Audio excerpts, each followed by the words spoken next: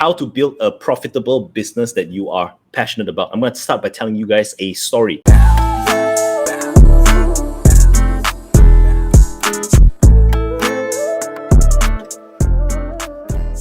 Many years ago, I started in this fitness business. That is how I began my journey in fitness. I was basically upset with how the fitness industry was. I feel that, there's something really wrong over there. Why people keep on constantly paying a lot of money and see no results? One day I was just complaining to my friend and I was telling her like all these problems which I see. And she basically told me, hey, Felix, if you are so smart, why don't you become a trainer? So I became a trainer, and over the years, I started to develop my skills and my abilities as a trainer to a certain point where I decided that I'm going to build my own business. Now, when I started, I didn't outright say I want to build a business. I actually started by building a community first. It became such a popular thing, right, that every single weekend, we had like 60 people working out with us. And this lasted for like months upon months upon months. At that point in time, I was operating from pure passion base. Pure passion. I was operating from pure passion. I was like really loving every single moment, every second of it. So I devoted my entire heart and soul into doing the project. And then the time came to start the business. Now, you see, when you are operating from a place of passion, it's one thing, but when you suddenly have a lot of burdens in terms of your operating costs and your salary and your business partner to take care of, investors and clients, wow, at some point it can somehow change you, The moment I started the business, we had a small little hike. We did very well. There's a lot of excitement going on in the community. But then things started to change. What started to change? I started to change. Why? Too much pressure. People try to tell me, people try to explain to me that, Felix, you are now being too corporate. Felix, you are now being too much boundaries. We don't feel the warmth anymore. We don't feel the love anymore and all the stuff. And me being me, stubborn, completely neglected and completely dismissed all of these feedback. And sure enough, a lot of people started to leave. My clients started to leave. My employees started to leave. My team started to leave. And even the entire relationship between me and my partners, my shareholders, started to become severely affected. And yet I still couldn't see the light. I still couldn't acknowledge what is going on. And I keep on trying to okay, I need to make it work. I need to make it work. I need to make it work. So what happened was I made a transition from pure passion to pure profit. I made the transition like that. And when I was in pure passion at the time, it was a lot of fulfillment, but there was no profit. And because there was no profit, everything started to turn very dark. And I had to really make a lot of sacrifices, which killed my passion, which shifted me from passion to profit. My beingness, who I was, started to change, and people started to leave. So what is a lesson that we can learn over here? Pure profit is not something that we are all about. Many of you who are watching me, many of you who follows me on my socials, you guys are all heart-centered people. So you do not tolerate a business that is run on pure profit. You feel like your soul is being sucked out. But at the same time, pure passion doesn't work as well. The reason why many people leave their day job to pursue a career in whatever it is, whatever craft, whatever area of expertise you pursue, is because you feel that there is a sort of drag in your day job, right? The more time went on, you feel like passion started to dwindle, and you realize that, okay, there's something that needs to be done. You start to have a dream, right? Let me have a career which can give me an ideal scenario between passion and profit. High passion, high profit. That's what you wanted. So you started to pursue it, which is exactly what happened to me. I saw a dream. I saw a possibility. I said, I want to pursue it. But over time, what actually happened was I started to shift, right? I started to shift from this place of love. Over time, right, my passion started to drop because passion alone doesn't put food on the table. And so a lot of these people who are wise business people, like the more experienced business people, if you talk to the older generation, they always say, passion don't put food on the table. You need to find something which is really effective. You need to find something that people actually want, right? So you are now conflicted. How do you actually handle this? And so I want to introduce to you a new model, right? How to actually build a profitable business that you're passionate about. This model, you need to pay attention. It's very simple. You don't start from here. You don't start from thinking about this way. You don't start about thinking about this way. You don't start from thinking about this way. You start from thinking about this way. What is this way? This way is you start from a place where in terms of profitability, you may not see a lot. In terms of the passion, you may not see a lot. But you just start. You just start. Why do I say so? Because recently, I gotten a text from a few people and from someone. He said that, Felix, someone has been listening to you talking about get clients without selling, and he is of a certain impression that he don't have to do anything. Suddenly, business will just come to him. Because you said about being the sun, you be the sun, then business will just come to you. You don't have to do anything, right? And I said to him, okay, this friend of yours has mistaken my idea. Getting clients without selling doesn't mean getting clients without work. Getting clients without selling means you are actually positioning yourself in such a way that you are giving people what people want. So here's the thing. When you are first starting out as an expert, and if you don't have a niche, you don't have any proven business model, you don't have any product that is validated by the market, if you insist on focusing on only what you want to give, you are not going to get any business. Okay, I think it's good.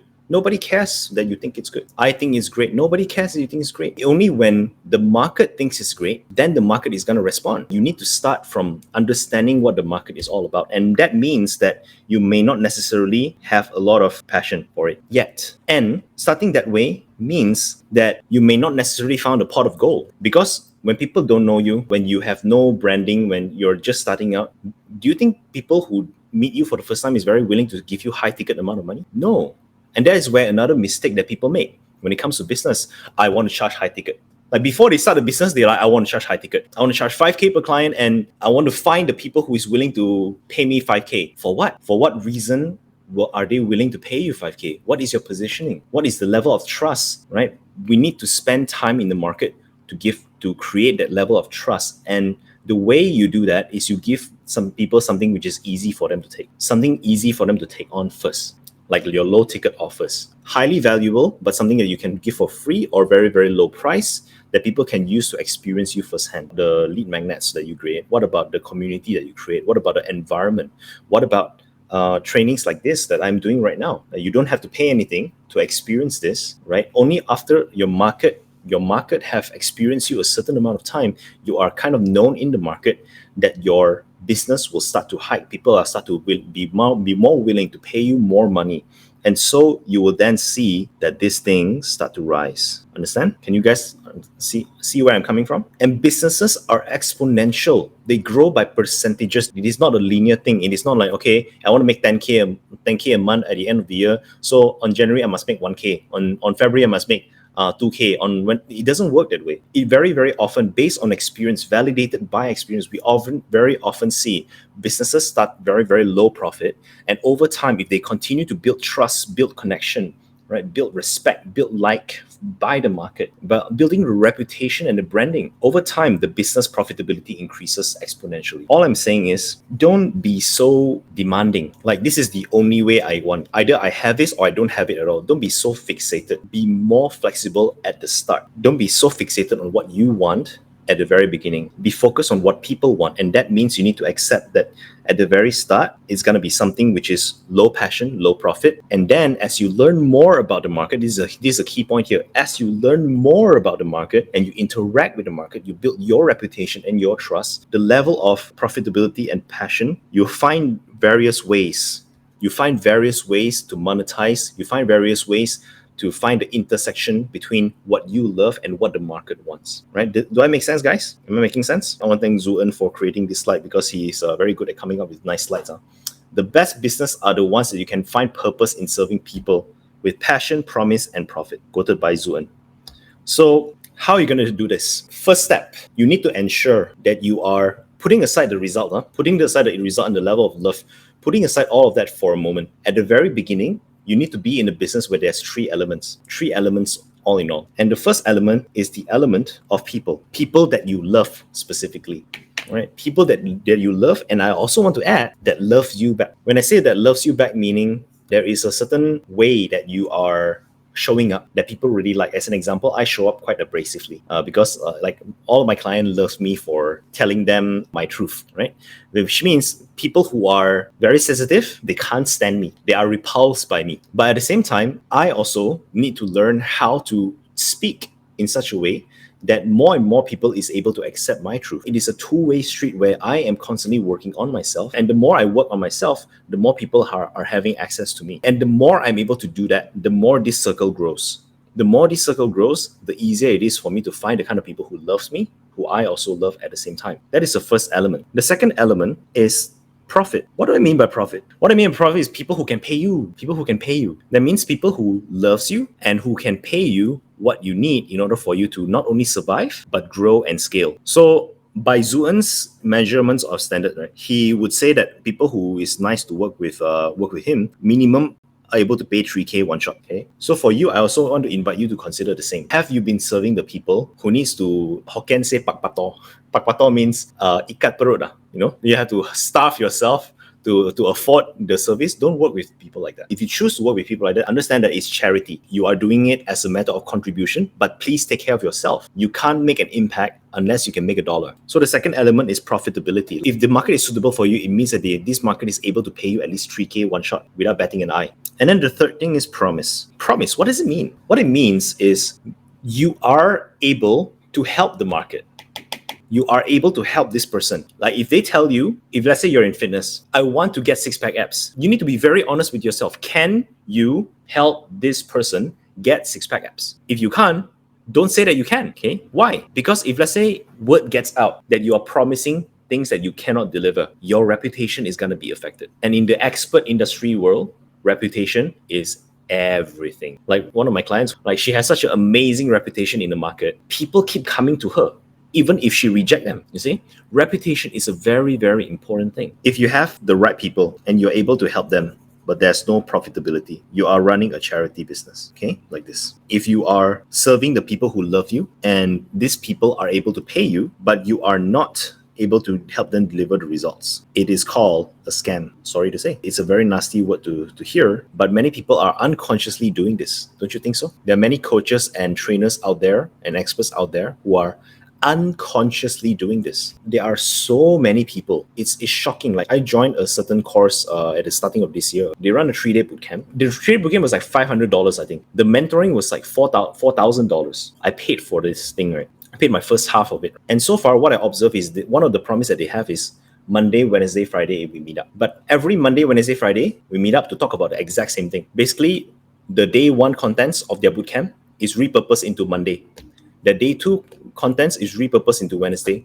Their day 3 contents is repurposed into Friday. Whenever I ask a question, sometimes it took them through 2 days, 5 days to respond to me. And whenever I try to bring up my experience, I feel like they are so defensive that I don't feel safe to bring it up. Now, here's the thing. These people are not doing it on purpose. Why do I say so? Because they are insecure. Because every trainer and coach, right, have a certain level of imposter syndrome. And it takes someone who is very secure to be able to acknowledge and admit where they are at in terms of their craft. So those of you who are listening, like, you need to be very, very honest with yourself. Very, very honest. Like, what is the level that you have? What is the ability that you have? If you can't promise someone something, don't do it. If you can, then only do it. You need to be very critical and have this inner eye to look upon yourself and promise only what is it that you can promise. Be the kind of mentor that you wish you had. That's what I'm saying. Be the mentor that you wish you had. And the third one is this. If you have something that's profitability in the market, you can deliver the promise, you're very good at what you do. But you don't have this third element of people. The people who you work with, you don't love them and they don't love you. It's a very forced relationship. Forced relationship meaning this is a job. You did this to get out of the job. But if you are forcing yourself to work with people who you don't like, and you are forcing yourself to convince the people who don't like you, then you have just consigned yourself to, instead of having one boss, you're having many bosses instead of partners and co-creators. So the center right here is where your perfect purpose is. And this thing takes time to find. But here is one way that you can find this in a much more easier basis. You guys want to hear how you can find this? Okay, this is something 𝗬𝗏𝗡 created. It's called a purpose scorecard. It's a very simple concept. What you do is you brainstorm the specific market that that is around you, the specific market that you can serve. So who are the people? And you assign a score, 1 out of 5. And out of every score, you score the card out of 15.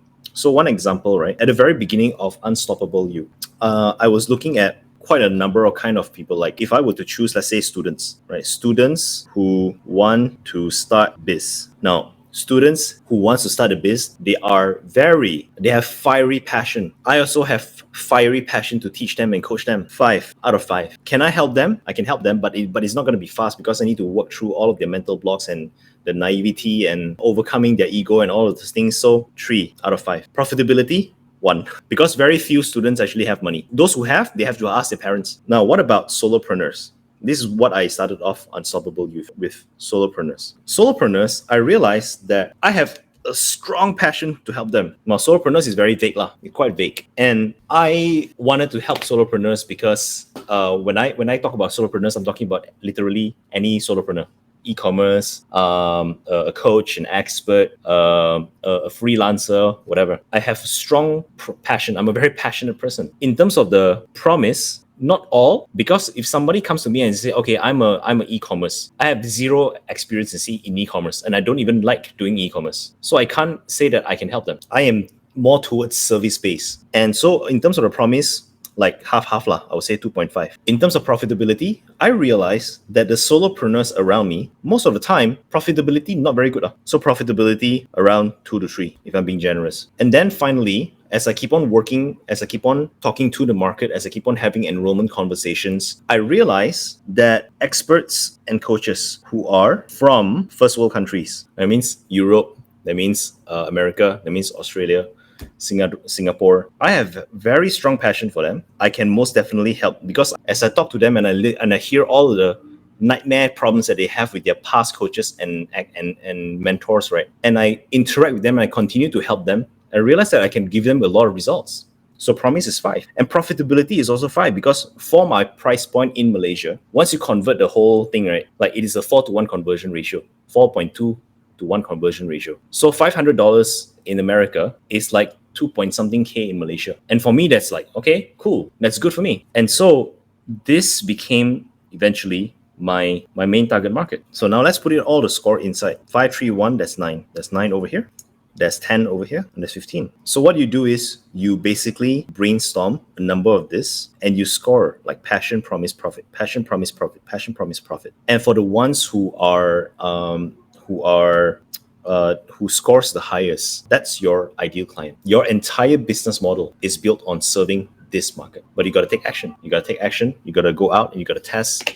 This is not discovered by sitting around and thinking and thinking and thinking. This is discovered by really going out, interact with the people, interact with the market, and learning about the market, learning about yourself, learning about everything, getting experience. It is not thought, it is realized. So that is basically the presentation. Those of you who are watching Facebook Live, if you have watched so far, comment something so that I know. And if you need an action plan for this, my business partner 𝗬𝗟𝗜𝗘𝗡𝗧𝗦, who's an amazing business consultant, he has given an opportunity to brainstorm, to do a brainstorm session, to create a 90-day action plan based on this. And if you're watching Facebook, just comment 90-day and we'll send you a link to book a session with him. Give me a feedback in comments. What are your biggest values gained, right, from watching this training, or what questions you have? And if you want feedback, those of you here, if you are part of my Facebook community, if you want feedback on your market, if you want feedback on your purpose scorecard, you can actually do it, like write it down and then screenshot, send it to the Facebook group, and I will give you can actually let the community give each other feedback. You guys can give feedback to each other on this particular concept. And if you are watching this Facebook Live, you want to join me next week live over here on Discord, DM me and I'll send you the link to my Discord. That's all for now.